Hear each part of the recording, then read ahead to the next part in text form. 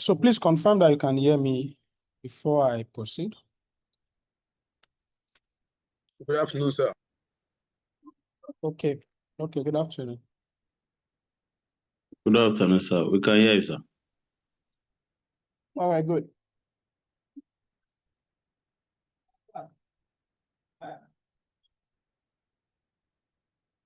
Okay, so let's finish up with disposal of equity interests immediately. We have started it last weekend, so we're going to quickly round it up. And if you remember, we said that an entity that has a subsidiary investment can sell some of its equity interest, resulting in a subsidiary to subsidiary investment. We said this one will result in like an increase in NCI. NCI would mainly increase. It can also be a subsidiary to associate investment. This one, control is lost, which is also similar to this. If it is a subsidiary to subsidiary investment where you retain control, in that case, NCI increased. So we'll have adjustment to parent equity by comparing what you received with the corresponding increase in NCI, giving us profit or loss. And this profit or loss will be recognized in the consolidated account by adding it to the retained earnings of the parent. But where control is lost as a result of this disposal, first thing that comes to mind is to calculate group profit or loss on disposal. And this group profit or loss on disposal, we determine the consideration received. We had the fair value of the consideration retained. Then that we compare with the net asset of the subsidiary at the date of the loss of control, goodwill, and we deduct NCI. That will give us group profit or loss on disposal. Additionally, in the separate account of the parent, it would also determine profit or loss on disposal. We solved the question. Last week, we solved this. This one, control was still retained because he only sold 30% out of 100%. You see that we only did adjustment to parent equity by comparing the fair value of consideration received with the increase in NCI. And in determining the increase in NCI, we'd computed the net asset of the subsidiary at the date of that disposal.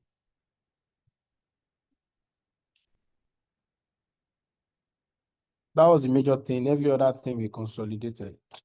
In the next workings, in the next question, this we lost control because we sold 60% out of 100%. So when we lost control, we computed the group profit or loss on disposal. We did the fair value of consideration received.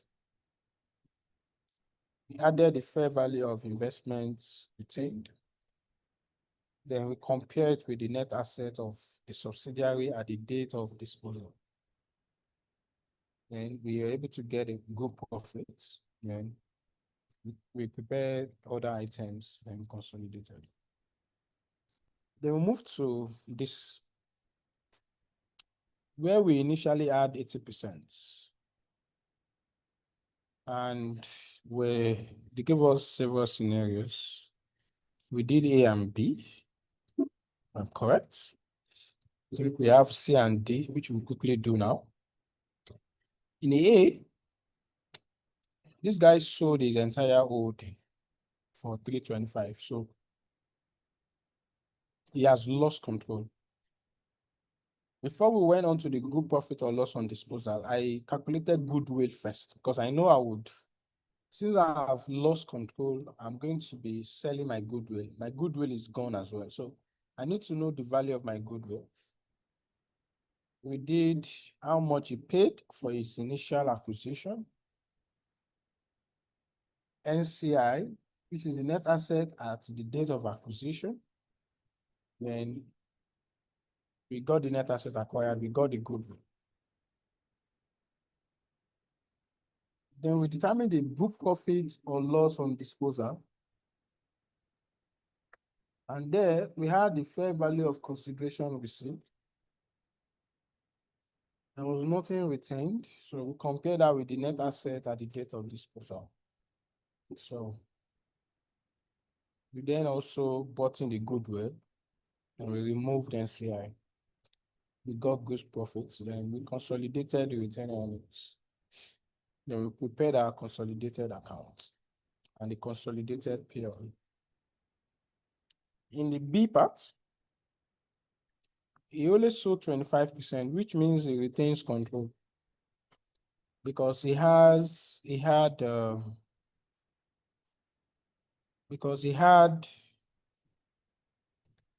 55, he still has 55%. And since he still has 55%, so he still has control.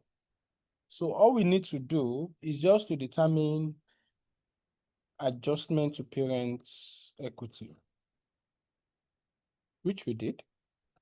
We did the consideration received, and we did the increase in NCI at the date of disposal. And to determine the increase in NCI, we had to determine the net asset of the subsidiary at the date of disposal. We did the share capital and the retained earnings of the subsidiary at the date of disposal. And here, the date of disposal is June 2017. And knowing fully well that the year end is December 2017, the approach we used was we got our retained earnings as at the end of the year, which is 30th September. Then we removed the profit for the year of 3 months so that we can get the retained earnings till June. So we did 3/12 of the profit for the year. So this gives us the profits with the retained earnings till June. And that's, we're able to get the net asset acquired. And with that, we're able to get the increase in NCI. Our goodwill will remain the same as computed earlier. Then we determine the consolidated retained earnings. We included the adjustment to parent equity, and we carefully ensure that our share in the subsidiary when we were 80%, because it ended in June. So we looked at, okay, what was our retained earnings as of June? Thankfully, we computed it up here before. We removed the pre-acquisition retained earnings so that we can get the post till June. Then we got 80% of that. However, after June, our holding became 55%. And as at the end of the year, retained earnings was this. When our holding became 55%, we had a retained earnings of 168.5. That was the pre for this guy.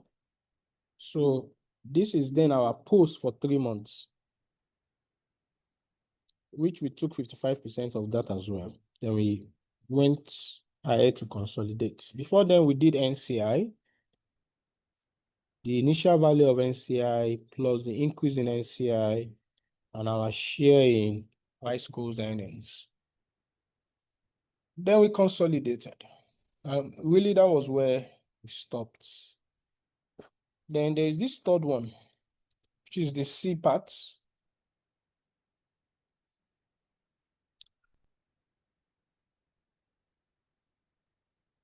And this C part is that we sold 50% in the subsidiary for 170,000 on 30th June 2017. And the remaining holding has a fair value of 125,000 and it should be treated as an associate. So for this now, I can see clearly that Resco has lost control of Masco.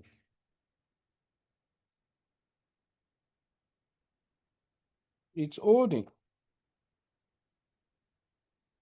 The holding is now 30%. Being the 80% he had before, minus the disposal of 50%. Now that we have lost control, then we need to compute the group profit or loss on disposal.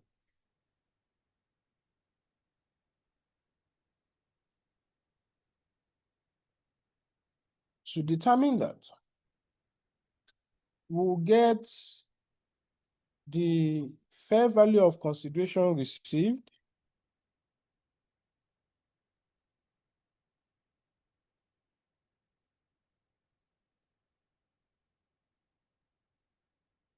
which is 170,000.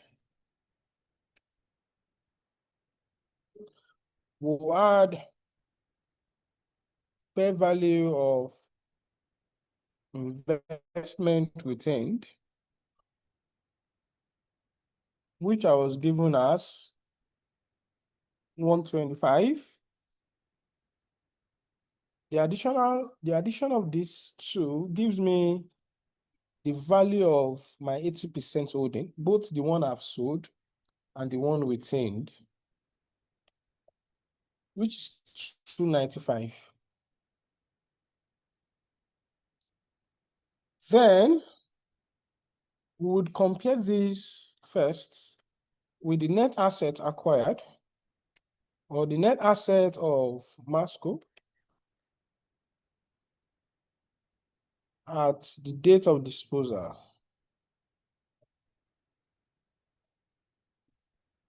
And what's the net asset of Masco at the date of disposal? Knowing fully well that the date of disposal is 30th June. So we can just pick from the earlier workings we did anyway, but let me just explain and re-explain so that it's just the share capital plus the retained earnings at that 30th June, at that date of disposal, 30th June 2017.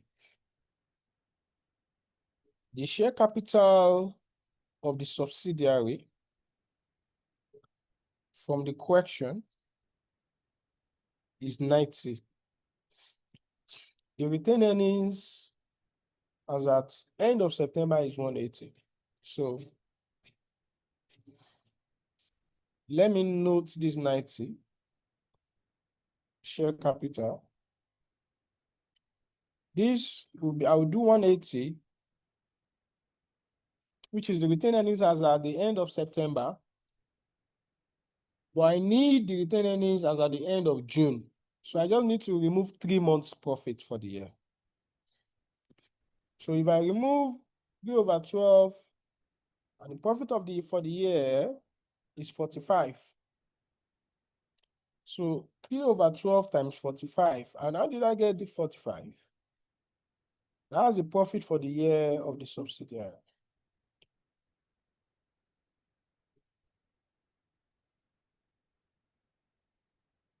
It's just the same thing we did here.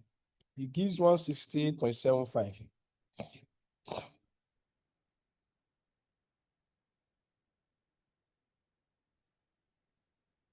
So if I add these two together, What does it give me?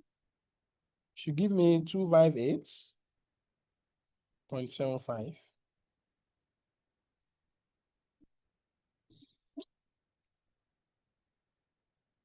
Don't forget our goodwill.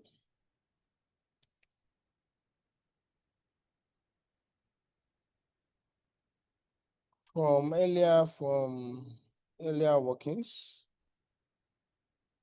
So I won't have to work it out again. Goodwill will be part of what we are selling. So we remove the goodwill.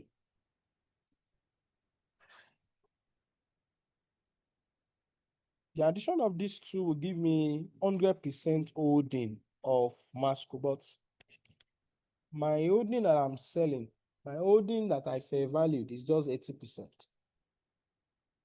I will therefore need to remove non-controlling interest at the date of disposal. So I'll deduct NCI at the date of disposal. And my NCI at the date of disposal is 20% times the net asset acquired at the date of disposal, which is 258.75. If you punch your calculator, what would this give us? 51.75.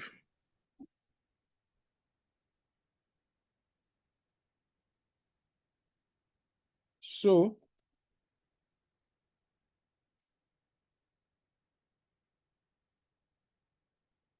if you do this plus this minus this, what does it give us?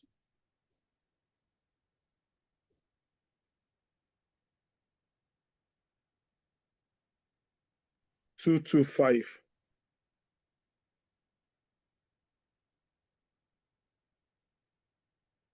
That means my group profit on disposal is how much?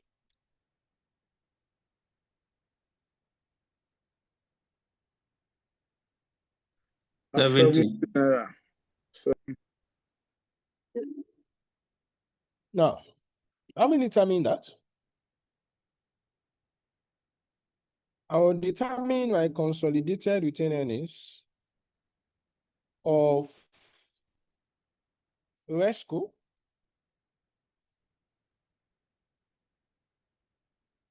and Masco. And as per the question, the consolidated retained earnings of the two entities is 207 and 180. It's 207 and 180. Then I can say I want to deduct pre-acquisition retained earnings, which I'm given as 90. But as I'm doing this, I then remember that I don't have, if I should get a balance here of this Masco retained earnings and I get 90, then how much am I going to be sharing in this 90? Because as it is today, I only have 30%. So am I going to be getting 30% of 90? No, I can't. Because the 30% that I have, I only have 30% for July, August, September. I only have 30% for 3 months. So I should only get share of 30% profit for 3 months. Or share of the subsidiaries profit for 3 months, or Masco's profit for 3 months at the rate of 30%. And prior to that date, that was when I had 80%. So I can get 80%. And for that reason, it then becomes important that I establish when I was 80% up to June, my retained earnings was 168.75. And when I acquired it, I had a pre-acquisition retained earnings of 90. So what's the difference between these two?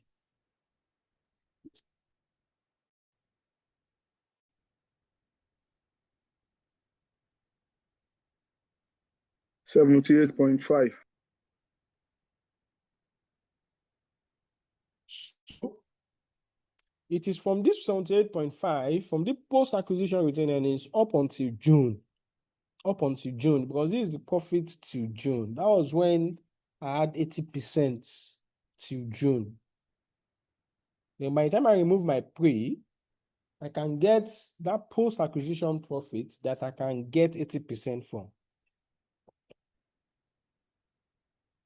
Then from July to September, I can only get 30%. Can only get 80%. And as of September, retained earnings is 180. As at when my holding became 30%, the retained earnings as at that date is 168.5, and that will be my pre. And how much is the post for 3 months?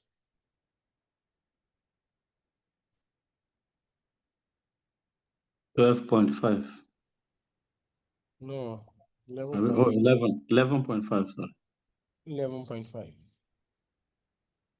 Then I can add my group profits on disposal of 70.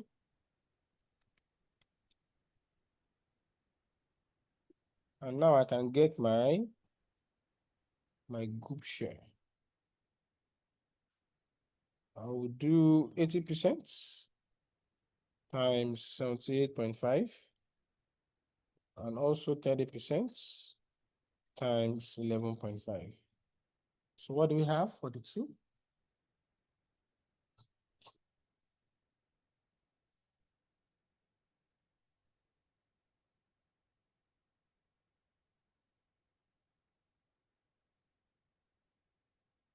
The first For one, 80%, 80%. 62.8. 80% is 62.8.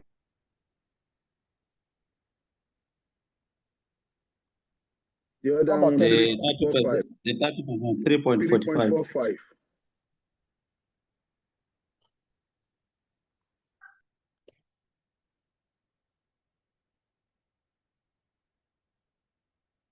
So what's my consolidated retained earnings? 343.25.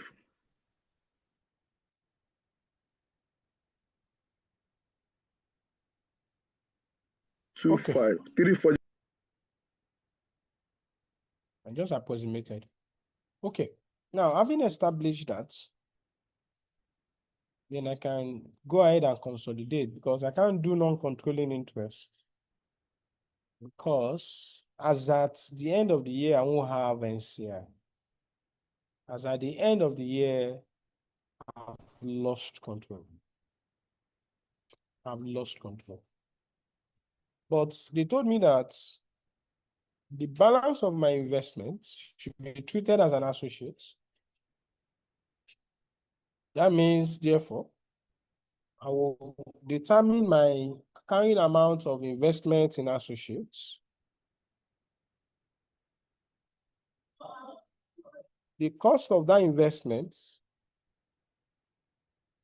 which is the balance, is 125,000 plus my share of profits of associates, which is that same 30% times 11.5. This is when I was associates, this is the post-acquisition profit of that associate.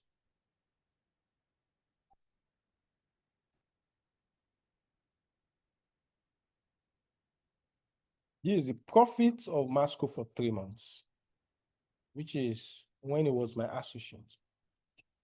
So I simply get 30% of that. That still gives me 3.5.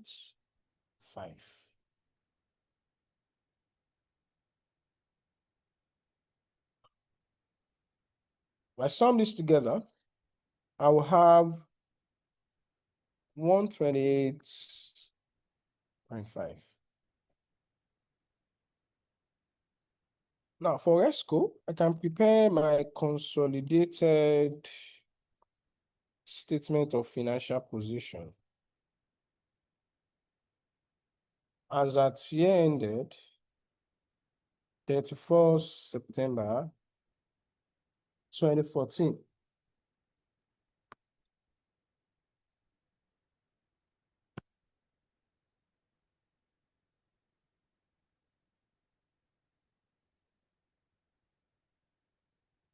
And the first item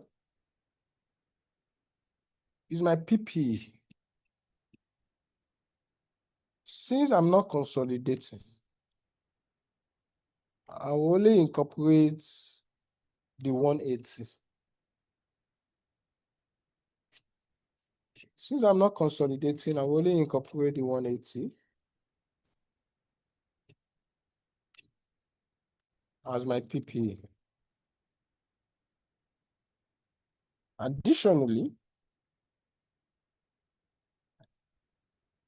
I'll move to the next item in my statement of financial position, which is investment in Masco. And in the consolidated account, it is now investments in associates.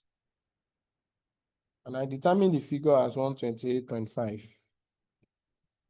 So investments in Masco from workings for is 128.5.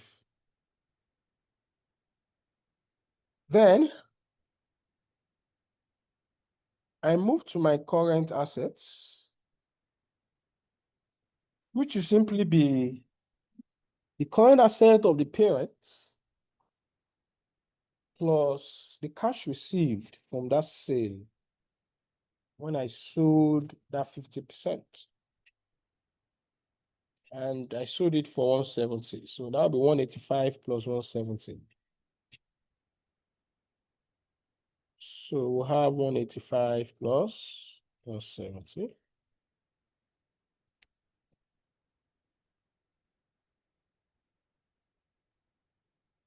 How much would that give us? 355. Again? 355. Okay, that gives us 355.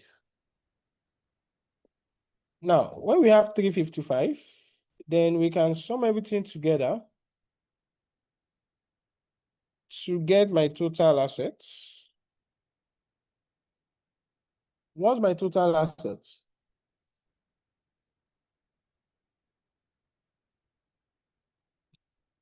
What's my total assets?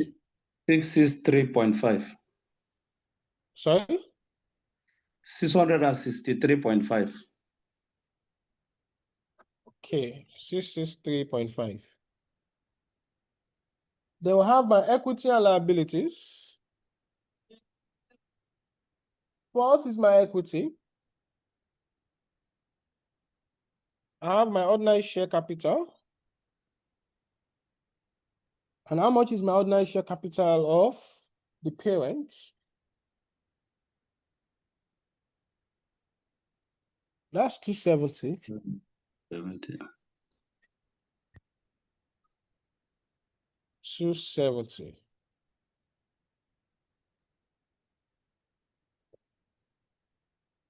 Then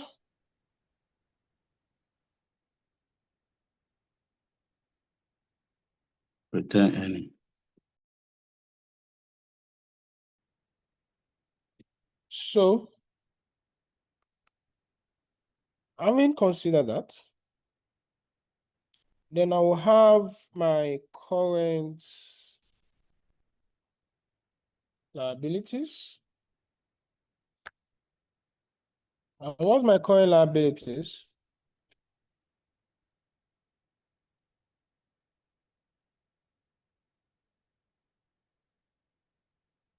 which is simply 50.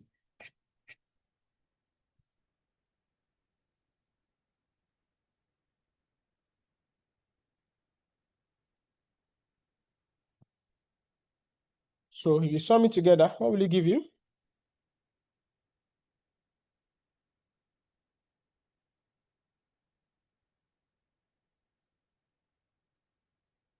663.3.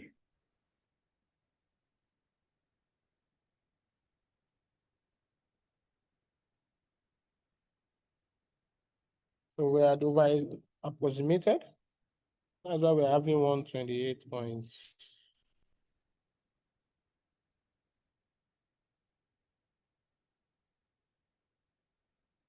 Okay. Then, still on RESCO, I will have my consolidated statement of profit or loss for the year ended 31st September 2014.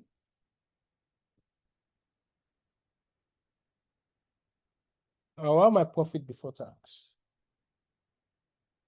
And this profit before tax, I'm going to consolidate the investee, which is Masco. I will consolidate him till June when I lost control. So that will be a 9-month consolidation. And for the remaining 3 months, I will simply add my share of the profit of that associate. I'll just take a share of my profit of that associate because it was my associate for 3 months. It was my associate for 3 months. Therefore, so that I won't scroll up too far. I know I've done it somewhere before. Oh, yeah, I didn't correct. Yeah, to the same thing. Okay. So I'll do 76.5. Then I'll correct this 63 by 9 months.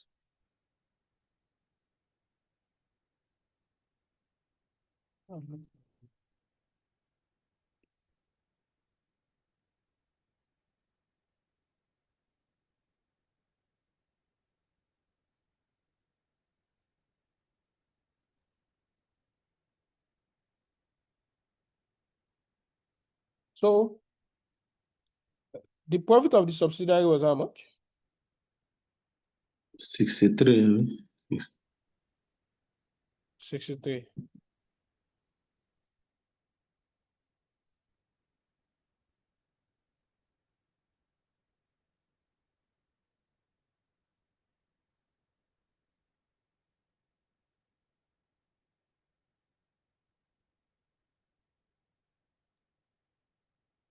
Okay, what do we have?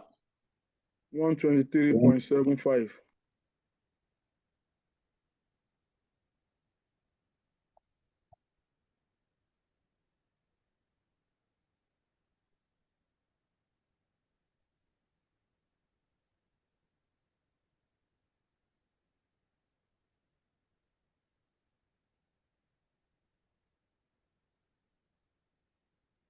We're also going to get our share of that associate profit,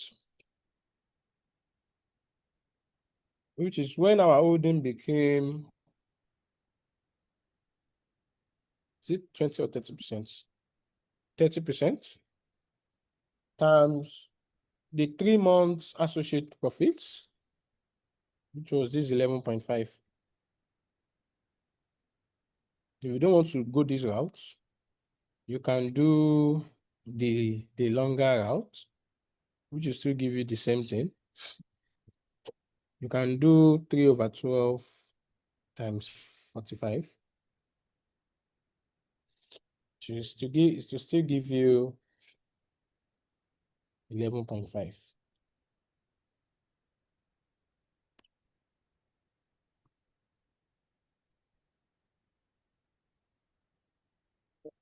So how much is this? 3.45. That was right. This one, when I calculated, I got 11.25, but somebody gave me 11.5, but it doesn't matter. Mr. Tenny, what did you call this? 3.45. Okay, I'm just approximate. Then our income tax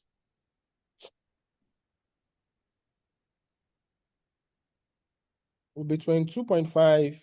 Then we take 9 over 12 of this, of 18. 22.5 plus 9 over 12 of 18. How much is that?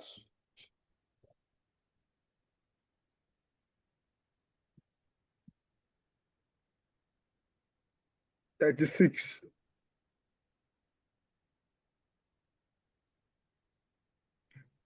36. 36. 36.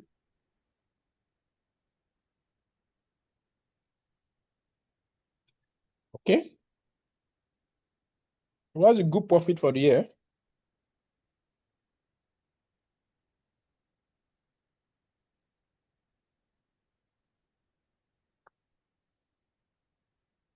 $91.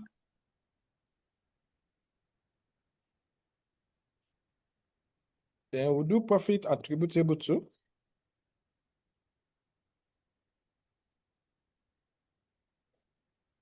owners of parents, and then non-controlling interest. Non-controlling interest will get 20%. They were there for 9 months times the subsidiary's profit, which is 45 times 9 over 12. What would that give us?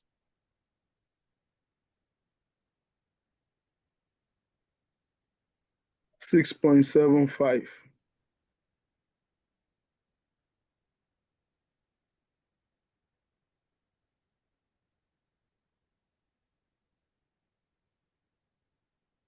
So what's the balance? 84.25. 85 approximately. 0.25. 84.25. 84.25. Yeah. Okay. So that's the end of this one. And the final one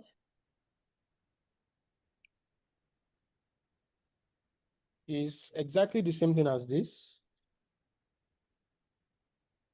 except that we are told to treat the remaining investment as an investment in equity instruments, meaning as a financial asset.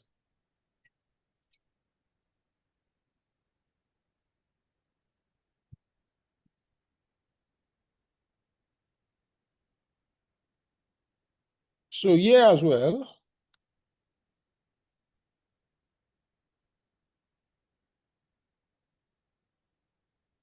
the first thing we do, because we have lost control, is for us to do good profit on disposal, which is going to be the same thing as this, as the last one, the same thing. Because the investment we sold it for 170. The investment retained was 125. And since we disposed at June, so the net asset acquired of the subsidiary, it will be the share capital of the subsidiary plus the retained earnings at the date of disposal, which is 130 minus 3 months profits. So that can bring us back to June. Then we add goodwill from earlier workings, then NCI, which is 20% of the net asset at the date of disposal. And that gives us, when you would accumulate these three together, it gives you 225. Then you can take it away from this 295, and that gives you 70. Then you then go ahead with the consolidated retained earnings, similar to what we had done earlier. But now in this case, since we are treating the remaining investment as investment in equity instruments, that means this 30%, we are not seeing it as an associate. We are seeing it as an investment in equity instruments. And for that class of investments, you cannot share profit. We don't share profit. It's only from associate that you get a share of profit. You can only get dividends from that. So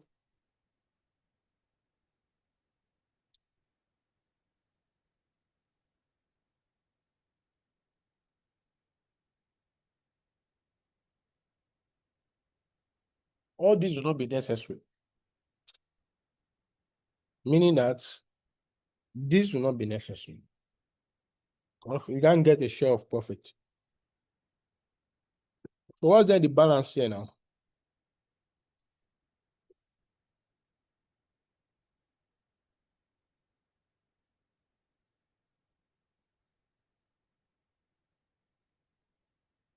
$339.8.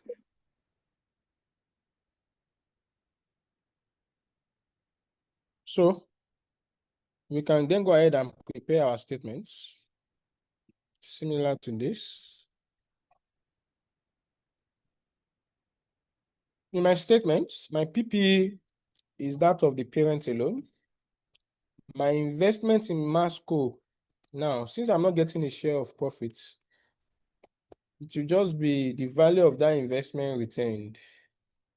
This 125. Just be that this 125. Then this one remains what it is. Let me confirm that this is 660.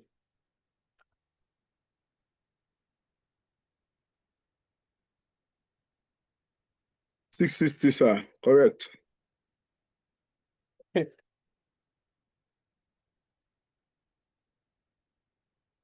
So this,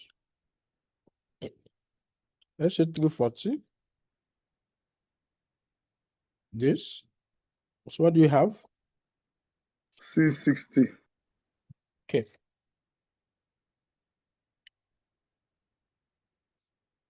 And that's the end of disposals. You practice all of this, you're able to solve it yourself. That means you have mastered disposal. Nothing can do you why.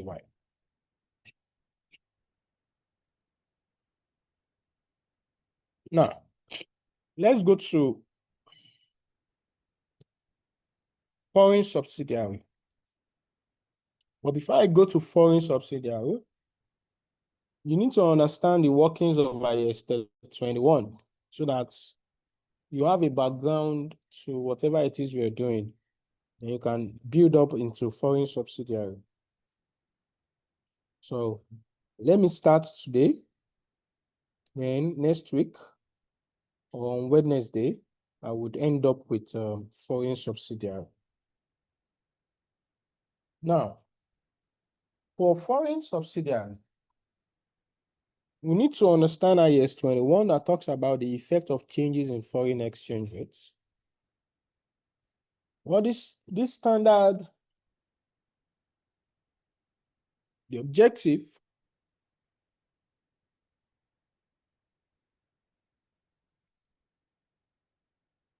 of this standard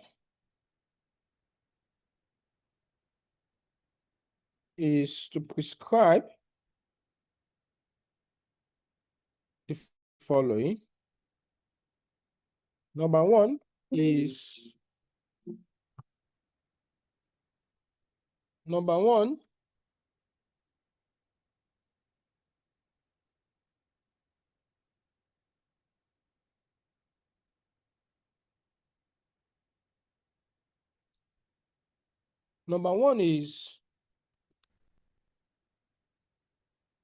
the accounting treatment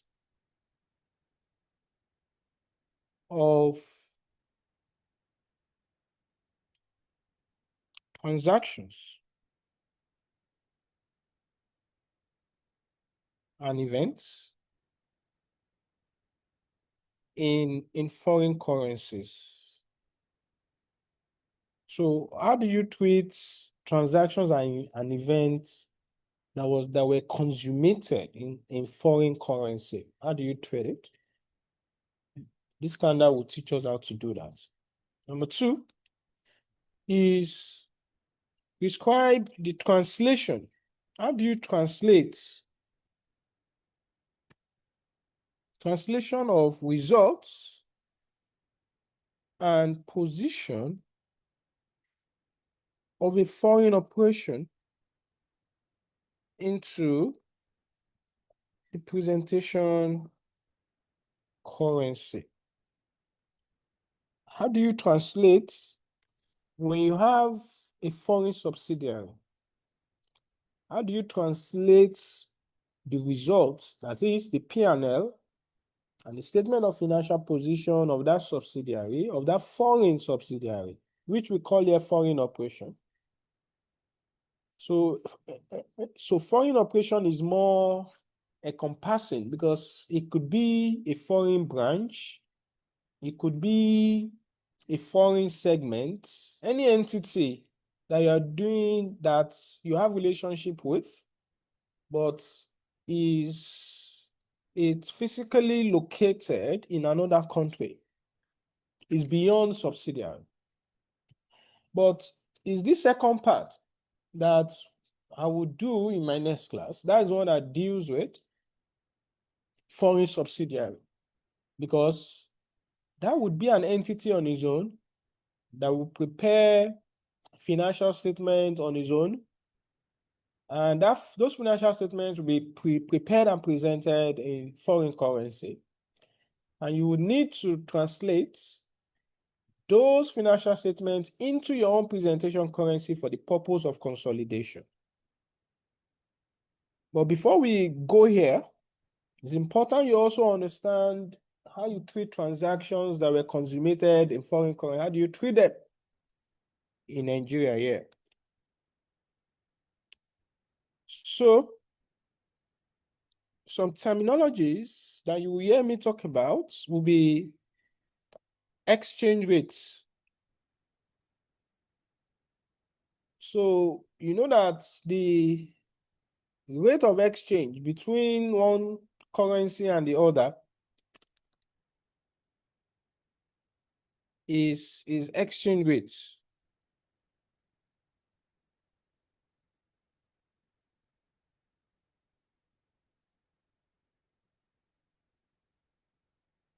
Another one is foreign currency, which is the currency of another country.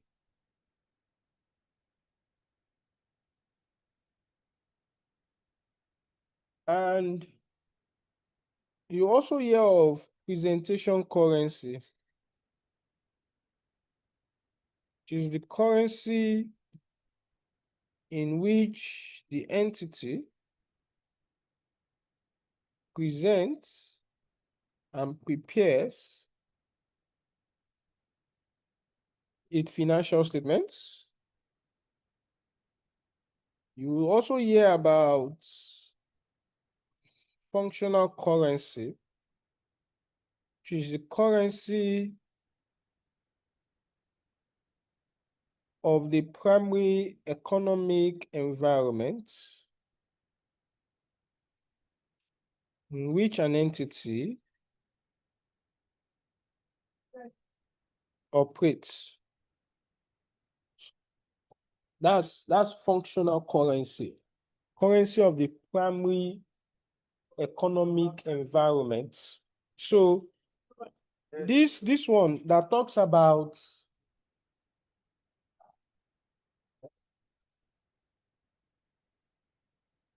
the currency of the primary economic environment.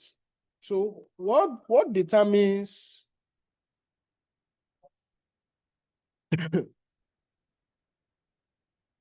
when we say a primary economic environment, what's your primary economic environment? Because that is ultimately what will determine your functional currency. So there's a primary indicators. There's a primary indicators, which is the currency in which sales prices are denominated. So that's your functional currency. If your sales price is quoted or denominated in dollars, dollars is your functional currency. If it is denominated in naira, naira is of. So depending on how you denominate your sales prices. And secondly is the currency.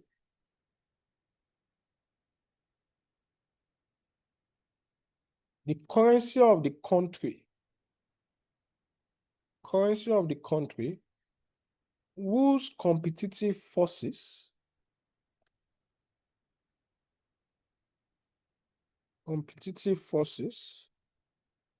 and economic reality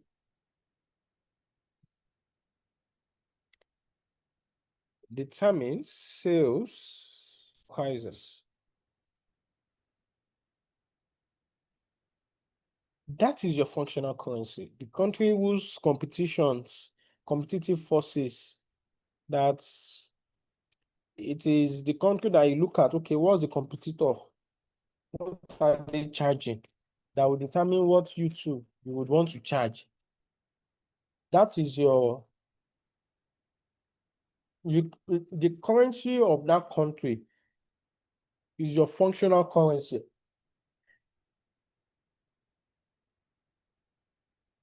The second one are the secondary indicators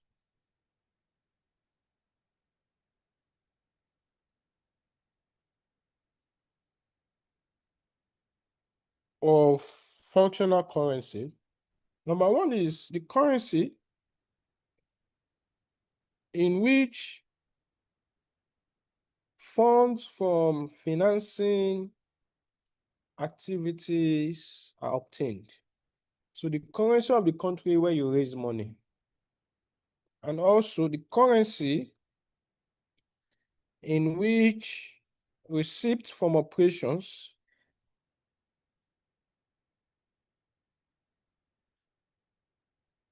are kept and saved could be your functional currency. I'm just giving you this for theoretical questions they choose to ask it. Now, it's functional currency that took us to all of this.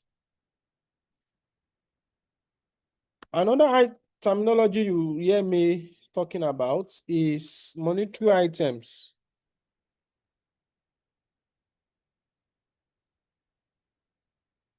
And these are units of currency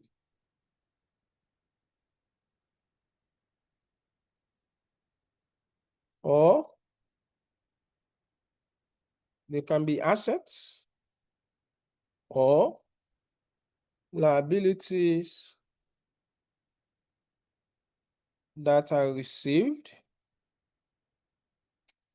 or paid in a fixed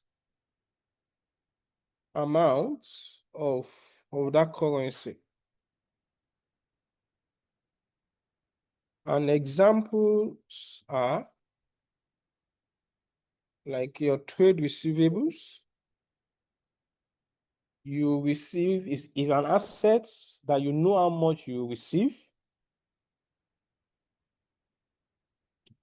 So you are going to receive a fixed amount when you have a trade receivables or trade payables. When you want to settle trade payables, you settle a fixed amount, or provisions or pensions, whatever asset or liabilities that you receive or settle in a fixed amount. That's monetary item. Non-monetary item is the opposite of that. So these are assets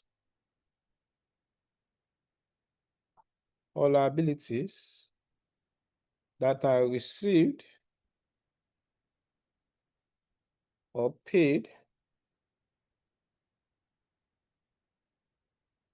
with a variable amount of another currency.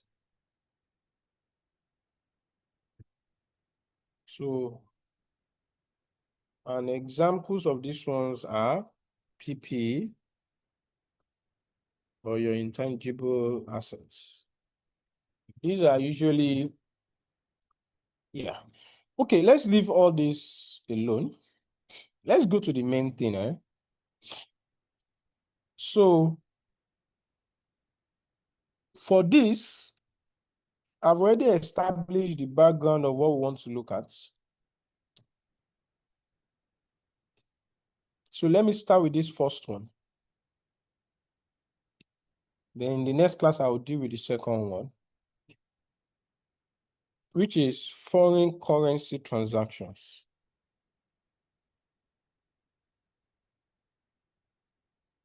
Foreign currency transactions. So when you have foreign currency transactions, whereby you bought goods or services in another country, you can be in Nigeria and you decided to order for goods in China. You know, those ones are going to send you invoice in foreign currency. So if you buy goods from any other country outside of the shores of Nigeria, you would be required to pay in foreign currency. So that's foreign currency transactions. So when you consummate a transaction in foreign currency, how do you recognize that transaction in your own presentation currency or usually in your functional currency? So foreign currency transaction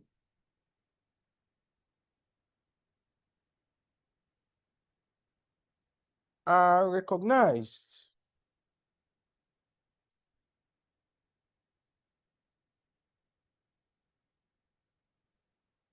at the entity's functional currency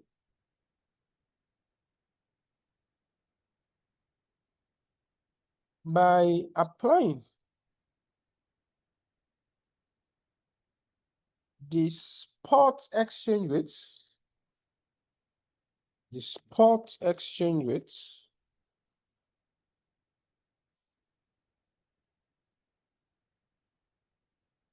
between the foreign currency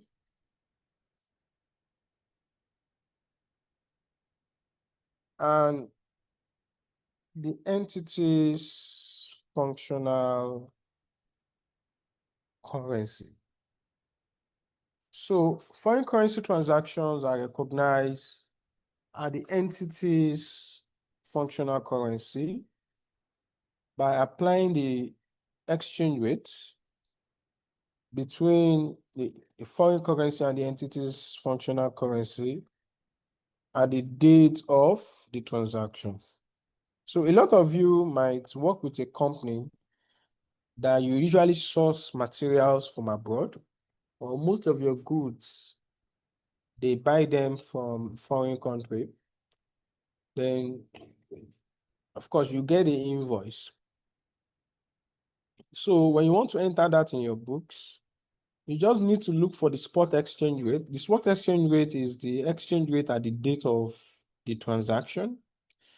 You use that to convert that foreign currency into your own functional currency, which is the currency in which your sales price are denominated and all that.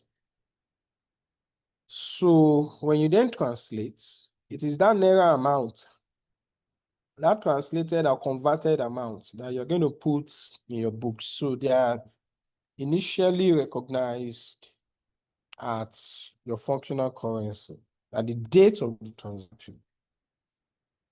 So at the end of the year, because why at the end of the year is coming up is that, when you consummate transactions, it is very common that you might not pay all the amounts, or you might not have received all your amounts at the date of the transaction, that there might be a future settlement date. So usually, at the end of each year, all your foreign currency asset and liabilities needs to be translated into your functional currency. So at the end of the year, all monetary items, like your receivables and payables, should be translated using the closing rates. When I say closing rates, I mean the exchange rate at the end. So all monetary items should be translated at the closing rate. And all non-monetary items like your PP and the rest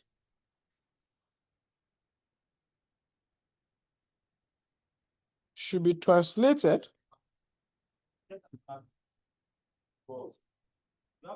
at the historical rates. And the historical rate is the rate at which that was existing at the date of the transaction. But if the assets, if the non-monetary item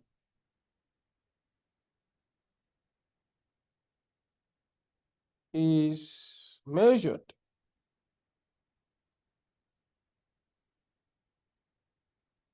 at a revalued amount,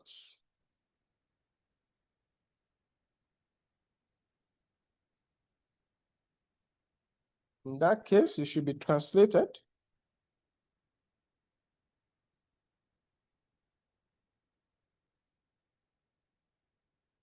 at the exchange rate, at the exchange rates, at the exchange rates of the date of the last revaluation.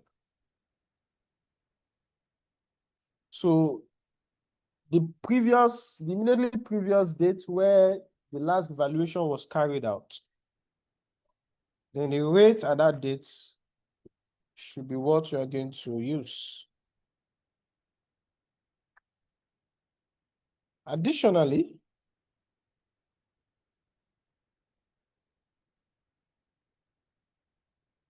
all exchange difference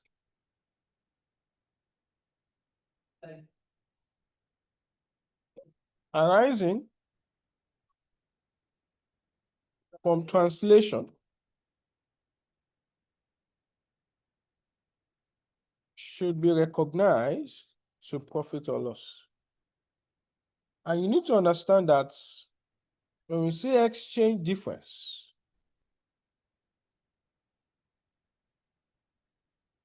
is the difference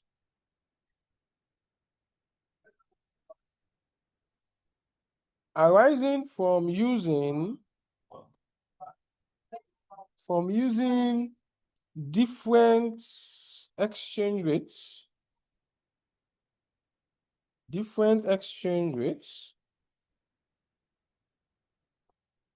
between the transaction dates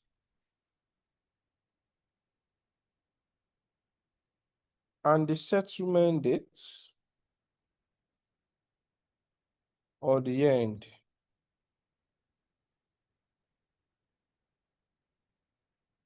So the difference arising from using that those different rates is, I mean, it's just like you bought goods for $10 on 1st January. And let's say the exchange rate as at that date was 1,500 per dollar. You now put it in your books at 15,000. Let's assume you haven't paid. You are still owing this $10 on 31st December. And that 31st December, the exchange rate is now 2,000, meaning that you now have to settle with 20,000. So the difference between those two amounts is what we call exchange difference. In this case, is 5,000. So that is usually something that's always clear under foreign currency transactions. Okay. Now let's solve questions.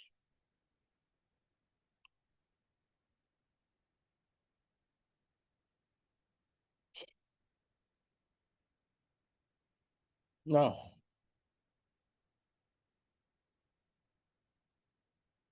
Michael, can you read first? Okay, sir. A Nigerian company buys a large consignment of goods from a supplier in US. The order is placed on 1st May and the agreed price is $124,250. At the time of delivery, the rate of foreign exchange was $1 to 305 naira. At June 30, the Nigerian company settled the supplier as the rate was $1 to 3.55 naira. So, how would the local company record this transaction in its books? Thank you very much, Michael. So yeah, now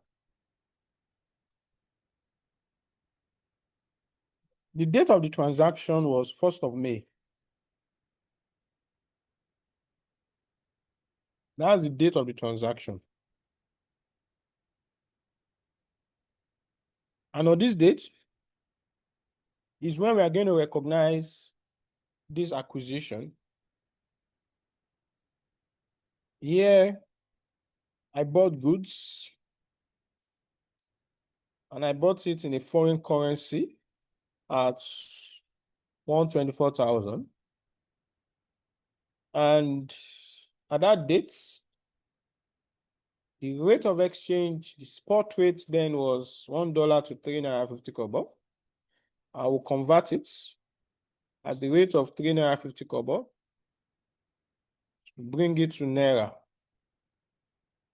So $1 to 3.50. Some people now, they always find this conversion confusing.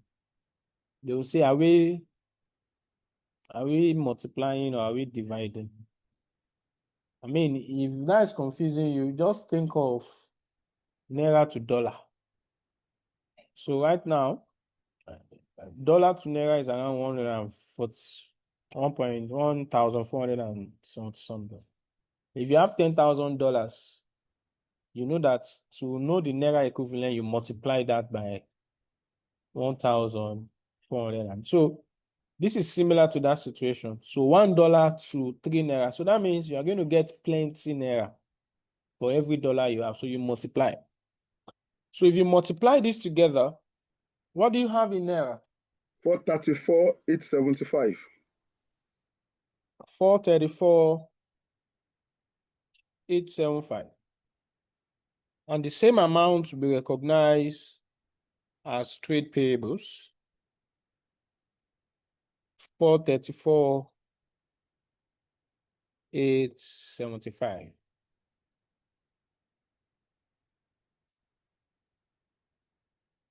Then I said in June, I settled the supplier, but when I was settling, the rate of exchange was $1 to 3.55 naira. So there has been movement in exchange rate between the date of transaction and the settlement dates. which happened to be 30th of June. So how much will I be paying on that date?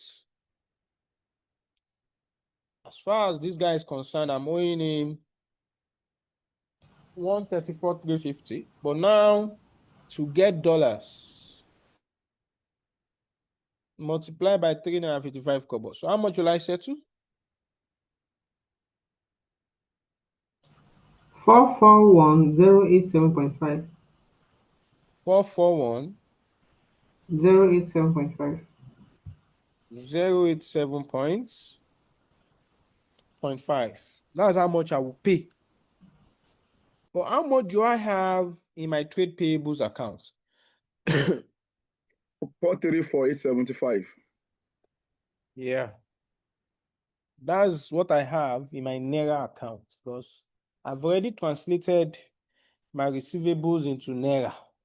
And I've already put 434. I said receivables. My payables, I've already translated it into Naira. And I already put it at this amount.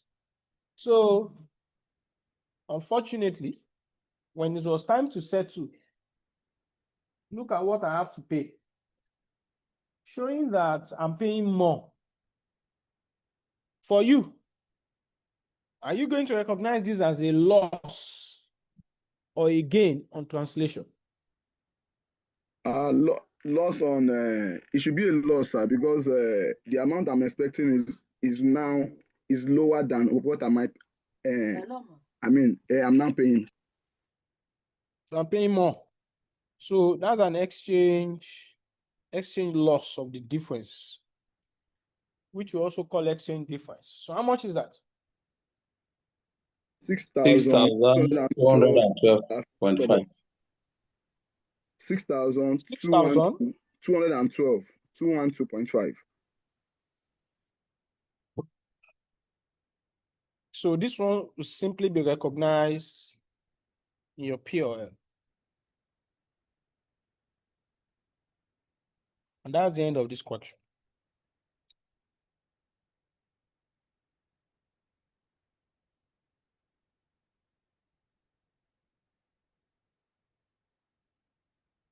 Michael, read the next question, please. Okay, sir. Edo PLC, whose year end is 31st December, buy some goods from Ronicare of US on 30 September. The invoice valued at $40,000 and is due for settlements in equal installments on 30 November and 31st of January. The exchange rate moved as follows. 30th of September, a Naira 60 kobo. 30th of November, a Naira 80 kobo. 31st of December, a Naira 90 kobo. 31st of January, a Naira 85 kobo. State the accounting entries in books of Edo PLC.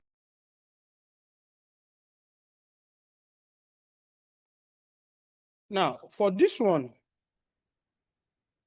we acquired goods in September for 40,000.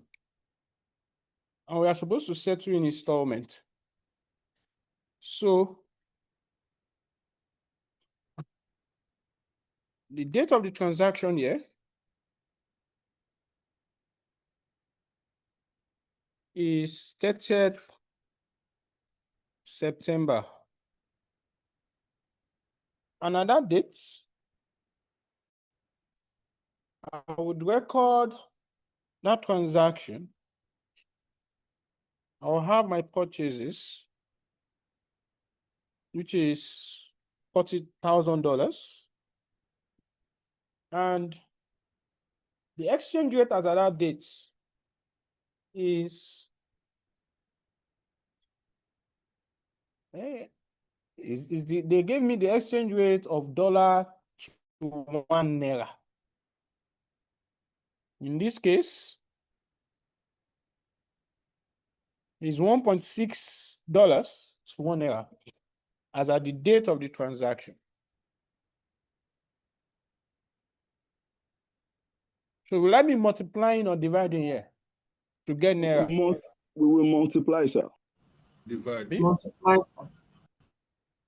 Divide.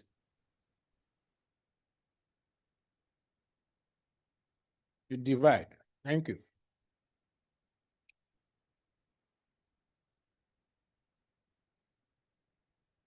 Naira has more value here in this case. Because to get 1 naira, you need $1.60.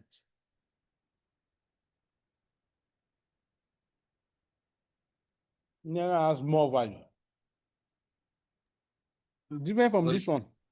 You know 1.5. That to get $1, you need a lot of naira. So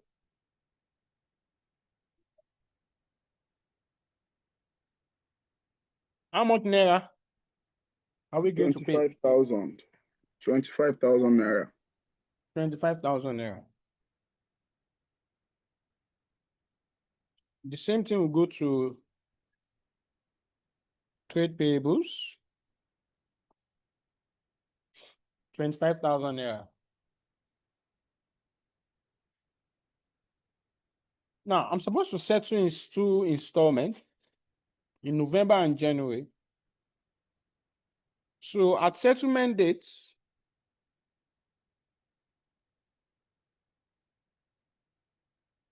which is when? 30th November.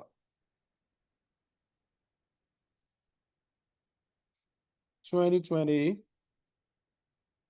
Doesn't matter. I'm going to be paying how much? Since I'm settling in 2 equal installments. 2 equal installments. So I need to look for $20,000. And what's the exchange rate as of November? 1 naira 80 kobo. $8. Sorry. $1.80 $1.08 to 1 naira. To 1 naira. So I divide. How much is that?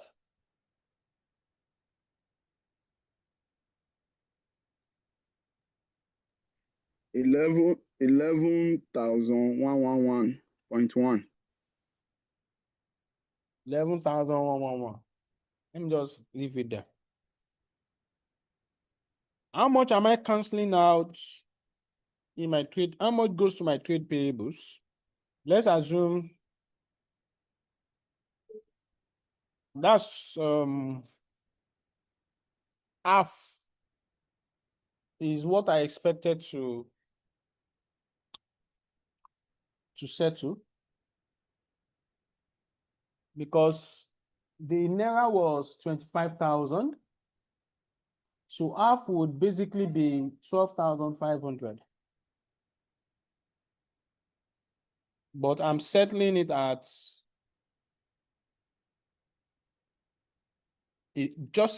I'm paying just 11,000. Is that a gain or a loss at the date of settlement? That is a gain at the date of settlement, sir. That is A gain. definitely a gain at the date of settlement. So we have a gain on translation, or let me call it exchange gain instead of gain on translation. And how much is the exchange gain? 1,388.88.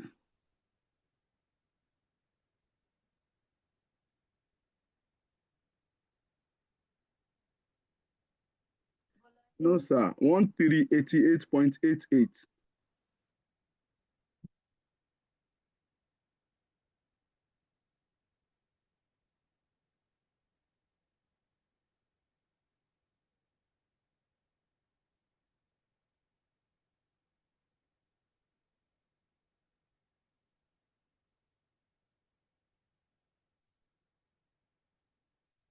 Going forward,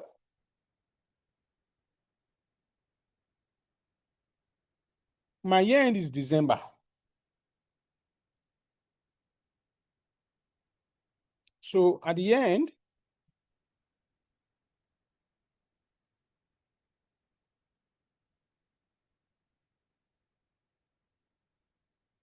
I will have my trade payable balance. What's my trade payable balance in Naira? I have paid how much? How much is it in Naira? 13,889.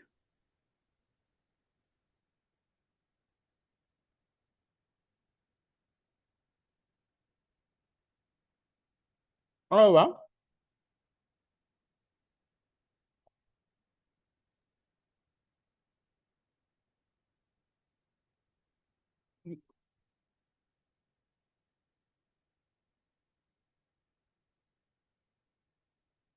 In dollars, it's $20,000. So I'll need to convert or translate the trade payables to Naira at the closing rate. Because if you remember, I said all monetary items should be translated at the closing rate. Because that will now be what will be in our books. So I will do $20,000. What's the closing rate as of December? 1.9. That's 1.9, right?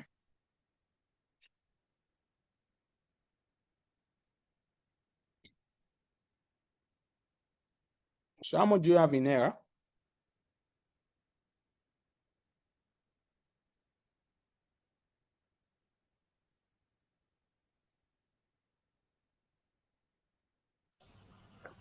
$10,526. Sorry? 10,526. 0.32. 10,526.32. During the point, we will not use a point. We will not be using points. I just leave at nearest. Okay. So what's my exchange gain?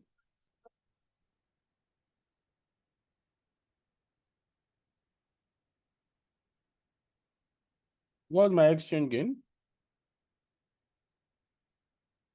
3,362.68. Just do it like this. What's 3,362. 3362. 3363 then. okay? So 3363 at the end of the year. So you know that this 3363 already includes this.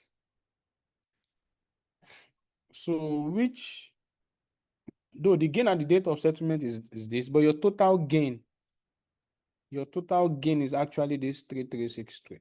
So usually this one might not even be, I might decide that I don't want to book gain at the date of settlement. I might book the gain at the year end. So this one just helps you calculate as at that date, what's the gain till that date for that day, or the loss till that day. So ordinarily, when I paid 11,000, what I will have put in my books, I'll use to net off my payables is still 11,000. Because that's my trade payable is in Naira, and I've translated, I got 11,000 from Malam. I'll just debit my trade payables with 11,000. So this issue of booking gain at the date of settlement might not, but just for you to understand that it's possible you calculate gain at each date. But what gets you your gain for the whole period is the end of the year. At the end of the year, you look at, okay, what's the balance in my payables account? You saw that, okay, it used to be 12.5. I settled 11,000. Then I'm left with 13. But in dollars, based on the exchange rate today, is 10. So I have a gain to date of 3,336. This amount is inside already. Now, that means this is what goes to your P&L for the year. Now, at the next settlement date,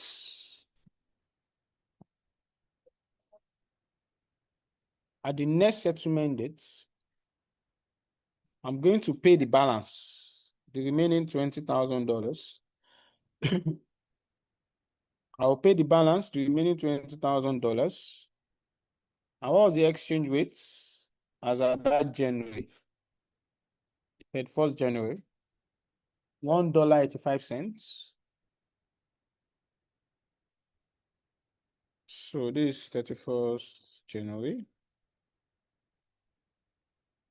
$1.05. So how much is that?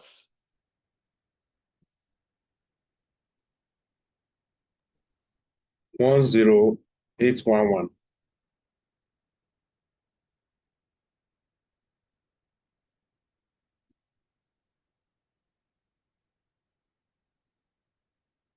$10811.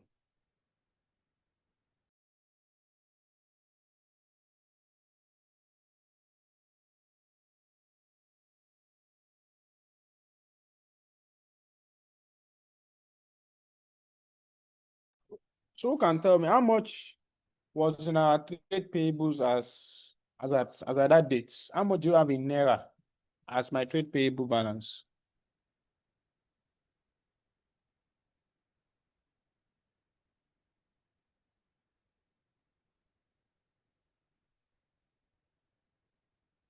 $10,526.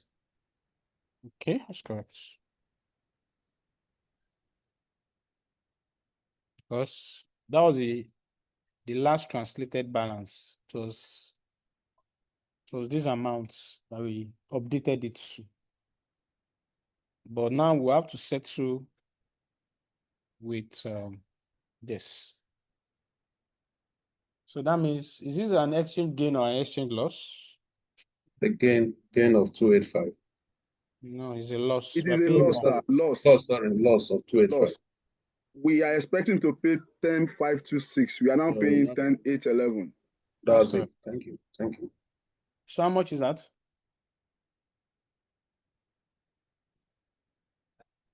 285. Sorry? 285. 285. And that go to here.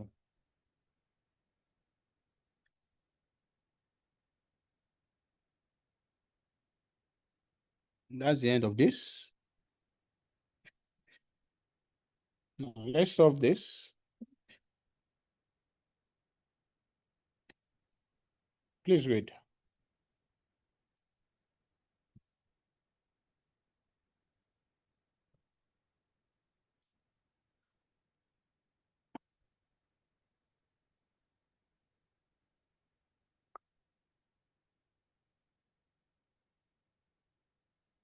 Oh, Michael, read now. Okay, so I thought another person will read. Okay, on 1st August 2015, Delta purchased a machine from a supplier located in a country whose local currency is the groat. The agreed purchase price was 600,000 groats, payable on 31st October 2015. The asset was modified to suit Delta's purposes at a cost of $30,000 during August 2015 and brought into use on 4 September 2015. The directors of Delta estimated that the useful economic life of the machine from the date of first use was 5 years. The relevant exchange rates were as follows. Okay, all 1st of figures are August, correct. okay, all figures have been correct. Explain and show how the events will be reported in the financial statements of Delta for the year ended 30th September 2015. Good, thank you. So for this one, on August 2015, we purchased a machine from a supplier located in a country whose local currency is the GOAT. The agreed purchase price was 600,000 GOAT, payable on 31st October 2015. The asset was modified to suit Delta's purposes at a cost of 30,000. So, okay, so there was an additional cost like that. Okay, let's do this. And they want us to see how it will be reported in the financial statements. Now, for this,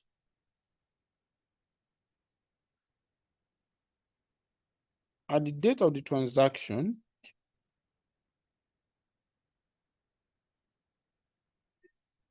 which is 1st August 2015,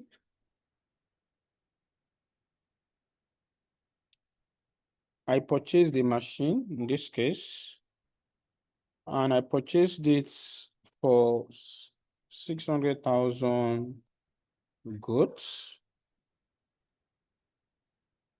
And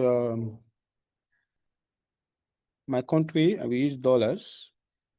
So as at the date of this transaction is 2.5 GOAT to $1. So multiplied by 2.5 GOAT. So what would that give us? 15,000 growths. Mimbo? 1.5 million growths.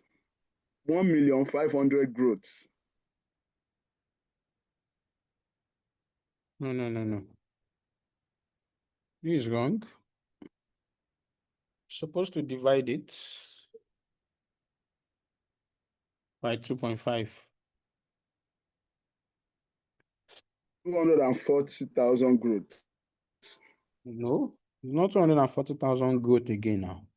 Okay, dollar. Then, sir, please, I want to understand the this thing behind us dividing. Please, because I understand that if I want to exchange a dollar, fine now. Okay, I have $200. If I go to Aboki now, Aboki he will multiply it 200 by 1,500. It will give me. Sure, you understand, sir. So I want to understand this division, sir. Please, sir, can you explain? You understand it now. Even from your explanation, it shows that you actually get it. So when you want to get Naira, you took $200 to Aboki because $1 is 1,500 Naira. So dollar has more value. They will help you multiply whatever they want to give you. 1,500 Naira times $200. In this case now, I bought 600 GOAT. I have to pay at the date of the transaction. I'm owing 600 GOAT. But I know that in my country, $1 is just 2 Naira 5 GOAT. So in my own country, in this case now, which we use dollars, our country has more value. To get $1 in my country, you need 2.5 GOAT. So when my currency becomes more valuable, I divide. When your currency is less valuable as like the Naira, you multiply. Okay, so these GOAT now, to get $1 is 2.5, and my currency is in dollars. So that's why I'm dividing it. So if I want to put this in my books in dollars, I'll put it that I'm only owing $240,000. Okay, sir, please, I don't want to drag the class back, but I just want to ask. So it means that, okay, let's say I want to exchange a euro, sorry, a pound to a dollar. So now at that point, we have to divide. Is that what you are saying, sir? That's what I'm saying. It depends on which dollar is powerful, which one is more valuable at that point in time. So don't just say, I want to exchange this to this, you divide, or that to that you add. It depends on which is more valuable. So if I want to use a hypothetical example, assuming one, I think you said pounds. Let's say £1, you would need, to get £1, you would need, let's say $2. To get £1, you need $2. And let's assume you now have 100, let's say you have, $200, $200, okay? And you need pounds. You have $200. And you know that you want to get £1. That's like $2. So you know that it means that pounds is more valuable to get £1, $2. And I have $200. So how many pounds are you going to get? Okay, that You'll will be be 100 expecting, pounds. you'll be 100. expecting lower, yes, you'll be expecting 100 lower. pounds. Yeah. So the same thing as this too. You want to put it in your books in dollars. And to get $1, that's 2.5 growth. That means dollar is powerful. Dollar is much more powerful.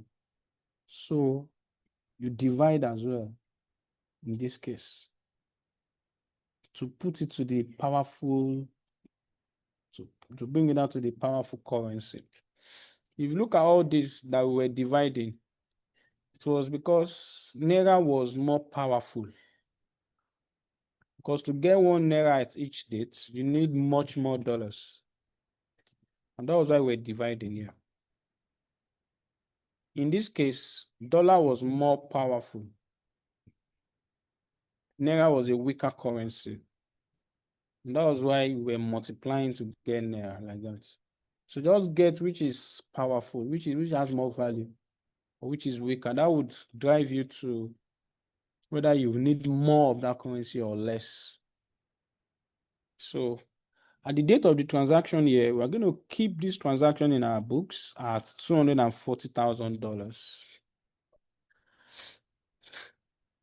Now, we want to prepare this account as at the end of the year, but knowing fully well that these assets we are not settling until October.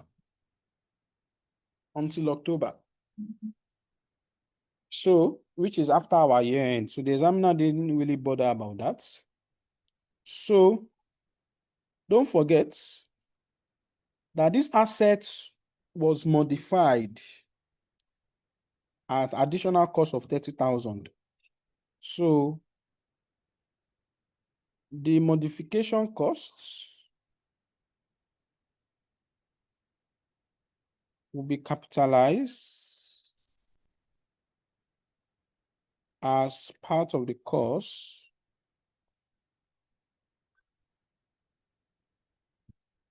of the machine. So the cost of the machine is now the $240,000 before, plus the additional modification cost. Then that brings it up to 270. These modification costs.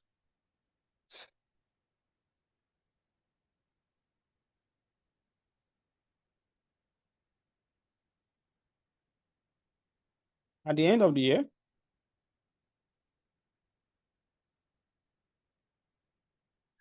which is 30th September,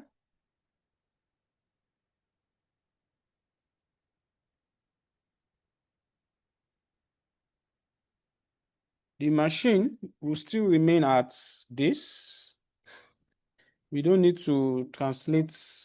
It doesn't change. It's always translated at the historical rate. So except if it is revalued, that's when you would translate it. We translate it at the date of the exchange rate at the date of revaluation. But in this case, how much is the trade payables balance in our books in naira? Sorry, in dollars. $240. $240,000. $240,000. So trade payables balance in goods should be translated to dollar at the closing rate, which is 600,000 goods.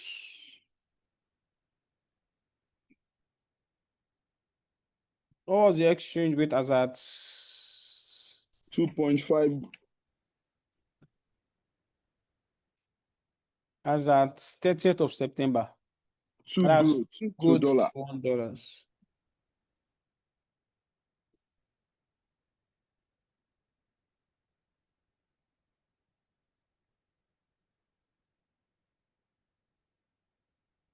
So how much is that in dollars? $300,000. $300,000. So is that an exchange gain or an exchange loss? Exchange loss. gain. No, That's loss. An exchange loss of 60,000 because now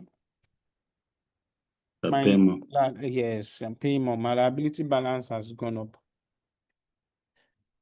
Not only that, since we are dealing with assets here, there should be depreciation per annum, which is $300,000. No, which is $270,000. This one, the cost of the machine divided by the useful life. What's the useful life of the machine? 5 years.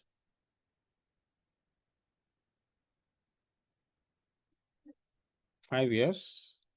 But that will give me depreciation per annum, knowing fully well that I bought this machine in August, but it was brought into use in September. Let me ask you, when will depreciation starts? When will depreciation commence? Will it commence in August or in September? It will commence it will commence at the time the asset is put to use. Which is when? September. Okay. It should be August. Because depreciation commenced when an asset is available for use, not when it is brought into use. So it is when it is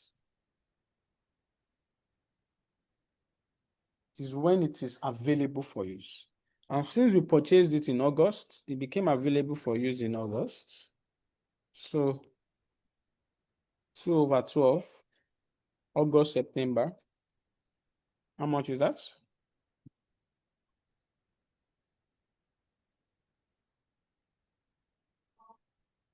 $9,000.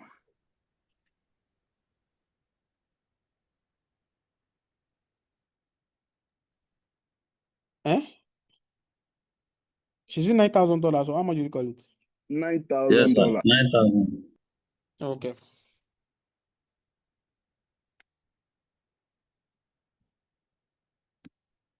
So here now, my statement of profit or loss.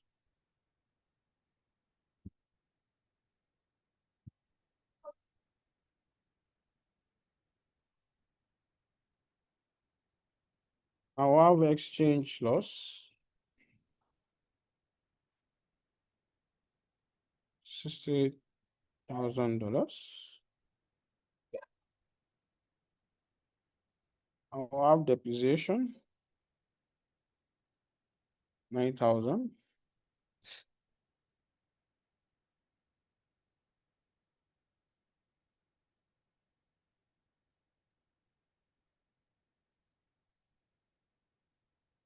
The machine costs, which is 270.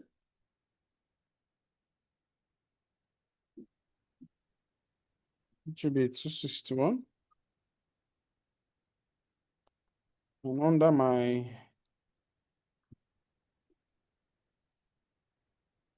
liabilities,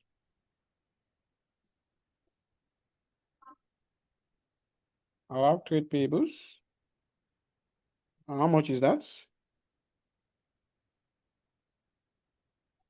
240. No, 300. it's not $300. It's at the end of the year.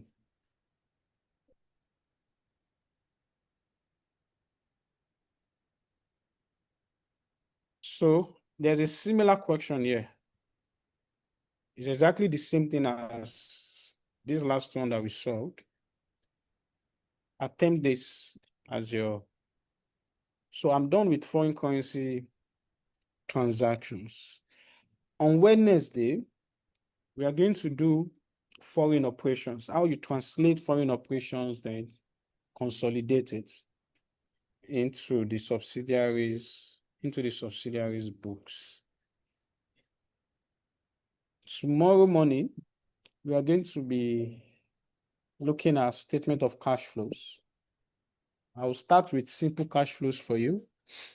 Then before we move into consolidated, the consolidated itself is easy. It's not hard. You just feel the main thing is for you to remember very well how to prepare cash flow statements. Then we'll then be left with ratio analysis and EPS, which we're going to finish up. Worst case, November 1st, we'll finalize all that. Then we'll close out on that. Do you have any questions?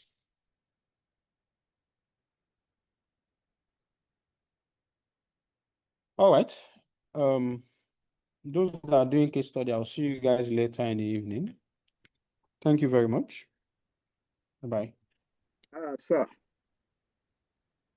Yeah, Michael. Okay, the case study. What time is it, sir? We are not updated today, sir. Like we're having it today. I think it's tomorrow morning, sir. Are you not on the case study group? I am a member, sir.